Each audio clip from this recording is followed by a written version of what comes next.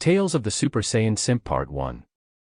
Hey there, I wanted to take this nice change of weather to unleash some personal videos. I've been archiving stuff for my channel, but it's time I write some scripts and put in some work. I want to take you guys back to 2006 when I was 18 years old. I was short and overweight, morbidly obese actually, and was taught that I should compliment women, and hold open doors for them, and never expect anything in return. Their crotch was the sole reason why I was extra nice to them at all cost. And I was also taught when I got married, I should love my wife more than she loves me, just because. Well, this set me up to be angry, depressed, and partially hateful of women, because I came to find out women, especially the nice-looking ones, had it brutally easy in life, and I just got the short end of the stick in life. This story is about a girl I will name Jazz. This girl was a mixed cutie pie in a small frame. She gave her glory hole to a Chad and was pretty much homeless and battered and left with a baby her family resented. She crashed at her friend's place and began working at a grocery chain I worked at. From the first day she was clingy and looking for someone like me to befriend. We both liked video games. Looking back, I understand she was desperate for security and could get male attention. I was an easy target for her. I always was an easy target with women. She gave me lots of smiles, showing off her tattoos. She had many ear piercings, big red flags now, but back then I thought she was expressive. Bad move on my part. One day we went to a local arcade and played games. I remember she talked the whole time about her kid and how she needs help. She talked about how everyone was a jerk and how I seemed different. I felt great that she thought I was different. Once again, cunt, bloody red flag, big warning looking back, but I simply didn't know any better almost 20 years ago. After the arcade we went our separate ways. The next day I waved to her and was a little more talkative towards her. She seemed bug-eyed whenever we communicated. She was shy and quiet. I left her alone. Being the Super Saiyan simp that I was, I thought everything was going great.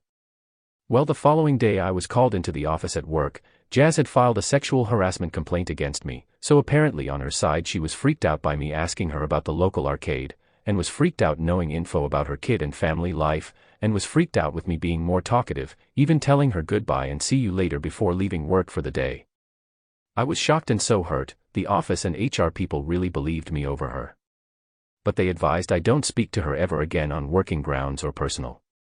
I did just that, blocked her on Facebook and left her alone. Well, a week later she came to me all smiles like nothing happened. She explained that all the females bullied her into signing the sexual harassment form. They all knew it wouldn't stick and it didn't. They wanted me out of there. Well, that didn't work. I knew too much stuff about the store drama. I had a store manager sleeping with a 17-year-old female cashier. He was my age currently back then. He was also married. Also, everyone was sleeping with each other and I was the only virgin in the store, by far. That made me a laughingstock.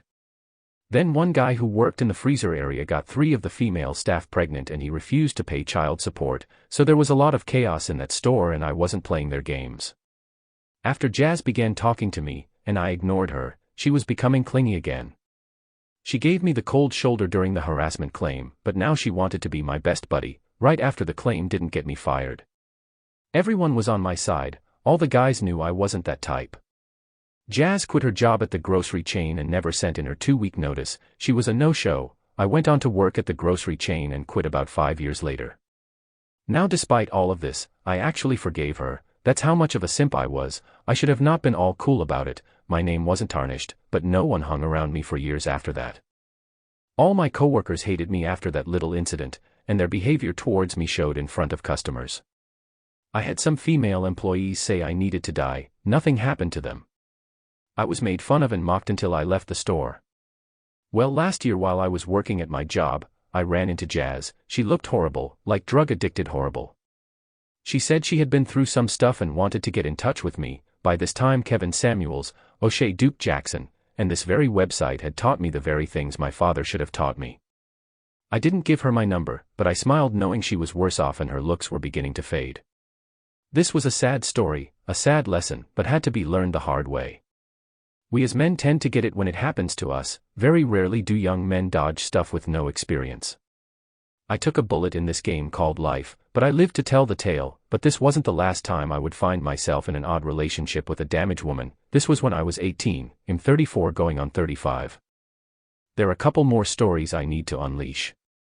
Anyway, learn from my past, learn from younger me. Share this video to your 18 years male cousins. You don't even have to like the video, Just warn your male cousins of the possibilities out here. There will be more Super Saiyan Simp tales coming very soon. Until next time, cheers.